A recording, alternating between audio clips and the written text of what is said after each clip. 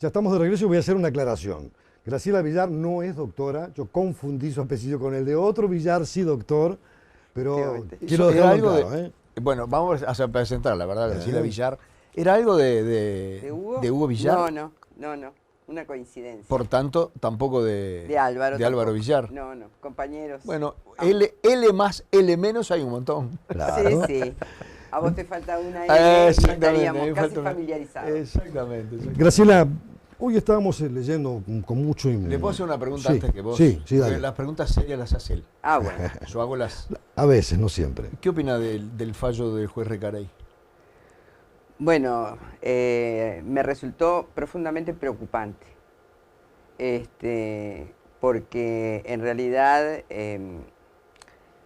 uno respeta los fallos de la justicia, hay que aplicarlos sin lugar a dudas. El respeto de la autonomía en los poderes es la base de la república que tenemos y eso hay que respetarlo.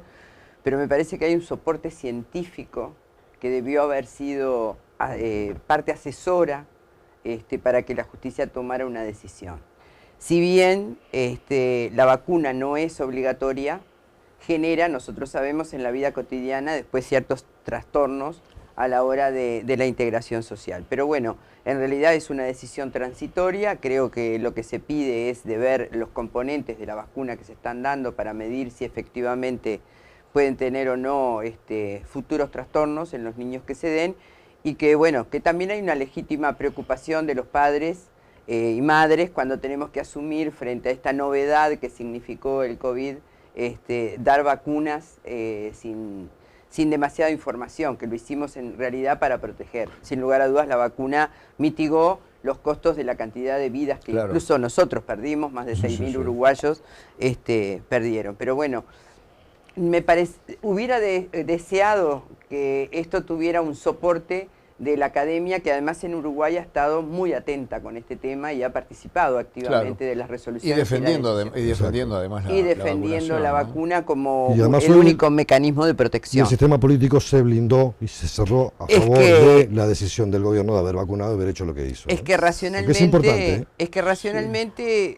en esto no hay que tener fundamentalismo. No. Saber que existe un derecho a reclamar cualquier acción informada, pero también saber que hay una universidad de la República, una academia de los científicos más destacados, lo que significa todo el ámbito de los médicos, sobre todo la Asociación de Pediatría, que en realidad pusieron sobre la mesa como una cuestión determinante el tema de la vacuna, y no fue obligatoria.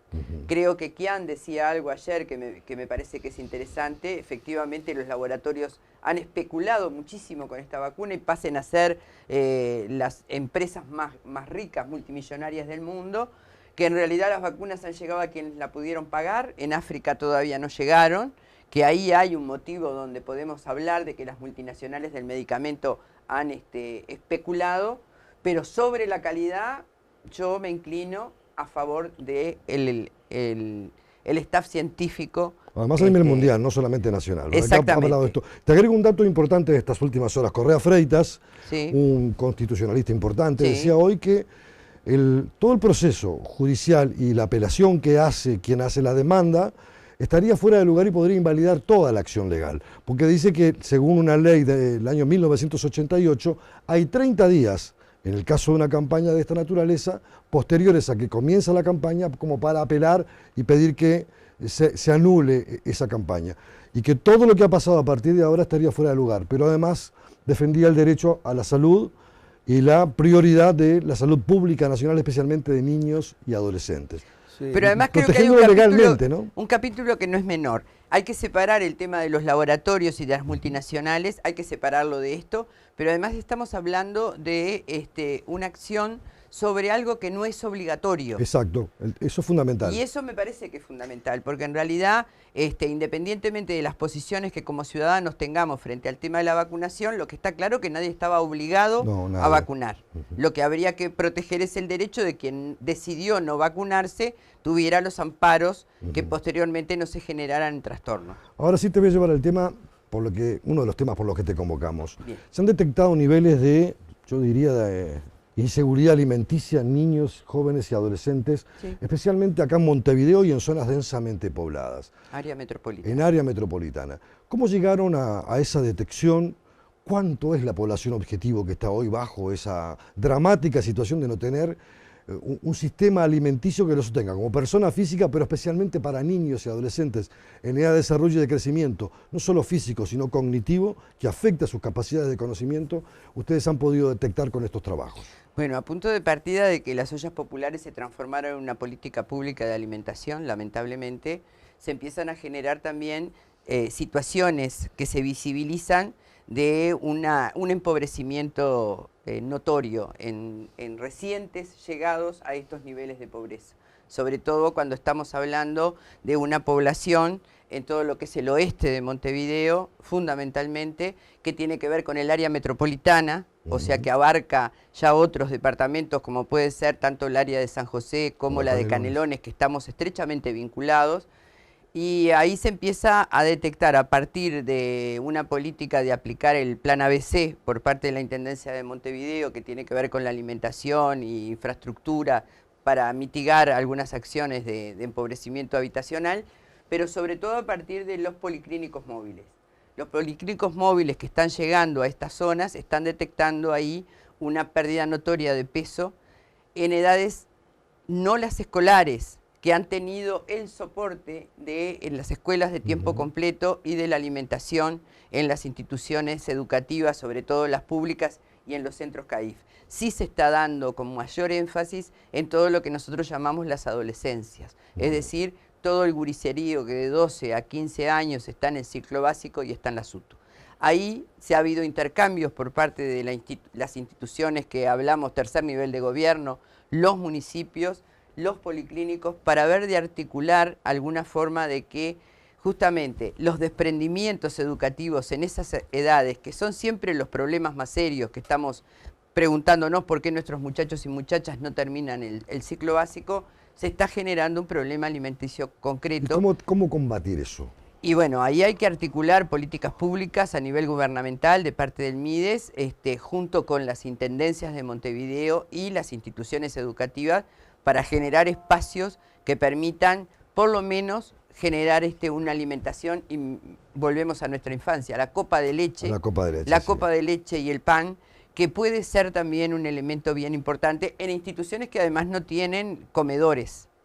Pero en realidad es donde más fuerte se ve en este desarrollo de la adolescencia. ¿Y se ha cuantificado en números? ¿Cuántas? No, la población se está empezando a cuantificar ahora, porque en realidad el primer objetivo siempre es la primera infancia, por los trastornos que esto tiene en el desarrollo posterior de los adultos y las huellas que deja. Y se ha focalizado mucho en esa población, descuidando, me parece, en términos cuantitativos, que esta población de los adolescentes es la que tiene menos infraestructura desarrollada para generar y cubrir esa alimentación. Y en el diálogo con el gobierno, ¿se pueden crear espacios para trabajar de manera conjunta? Yo creo que sí, el MIDES tiene una muy buena vinculación con el área social de la Intendencia y con el área de salud. El área de salud presentó la población que había sido objetivo, que en ese momento fue la primera infancia y fue los niños escolarizados, y ahora se está trabajando justamente con esto, es decir, cómo generar zonas de merenderos, cómo generar espacios donde los muchachos puedan y las muchachas tener una merienda que les permita mantener, digamos, la atención durante el tiempo educativo. Es una muy buena idea. Pero esto pasa en la zona metropolitana. Tú hablas de Montevideo. ¿Tiene una idea, una proyección de lo que puede pasar en otros departamentos del interior del país frente a esta misma situación? Bueno, si bien no hay datos concretos y estos temas a veces es necesario cuantificarlos, sin lugar a dudas hay un desprendimiento del Uruguay profundo, que ha perdido redes sociales en torno a los temas de alimentación. Y esos temas hay que abordarlos también. Yo creo que cuando se mira este tema de la adolescencia, partiendo del supuesto que la primera infancia y la escolaridad están cubiertas, hay que pensar a nivel nacional en estos temas. Cuando hablamos de área metropolitana, salimos del ámbito montevideano y nos estamos acercando a todo lo que es la densidad de población que tenemos en Canelones, en La Paz, Las Piedras y en otros lugares donde el número es muy abundante. Entonces ahí hay que pensarlo con una perspectiva nacional de cómo abordar una política de salud alimentaria justamente en esta generación. Hay una hermosa movida en Canelones que se llama Canelones Te Alimenta o algo así, Exactamente.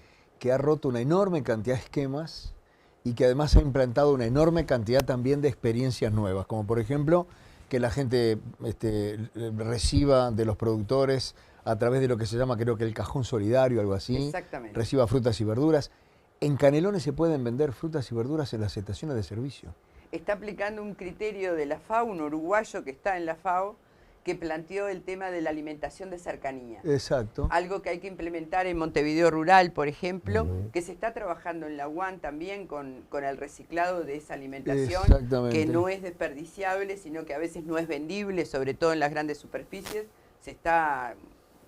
Puedo decir que son muy numerosos los kilos, Sí, pero sí, esto sí. que está aplicando Canelones... Millones por año. Sí, son millones, que Por además año. dan para... Por ejemplo, lo que se está rescatando de la UAN hoy se está distribuyendo en las ollas populares. Claro. Pero previamente se recicla, se quita lo que está machucado.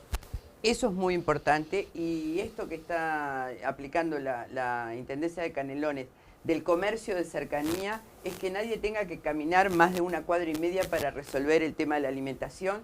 Lo que él le ha dado un oxígeno también a los chacreros de la zona, que son Exacto. pequeños productores, Claro. y que no producen como para llegar al mercado y puedan ahí vender sus alimentos. Sí, sí. Eso es muy interesante de hacerlo en el área metropolitana en su conjunto, porque va a contribuir a esto, ¿no? Claro. De la necesidad de la seguridad alimentaria, que hoy aparece como un tema relevante. Muchas veces nos llegaban a nosotros versiones de quinteros, chacareros, fruteros, que tenían para regalar y no tenían cómo trasladarlo, Exactamente. o que simplemente no tenían tiempo porque se caían las peras de los árboles, y esto me parece que es un mecanismo que permite articular todos esos eslabones de la cadena para que del árbol llegue desde el bar nos están Me está diciendo que ya no tenemos que ir. haciendo... Graciela, ha sido un placer, un gusto tenerte, no va a ser la última vez que vengas. ¿Sí? Los temas de alimentación son temas que comprometen al futuro, sobre todo en la infancia y las Exacto. adolescencias. Sí, claro. Y tiene que haber compromisos, no importa el color político ni de la Intendencia ni del Gobierno No, Nacional, eso para está hacer alianzas estratégicas que permitan.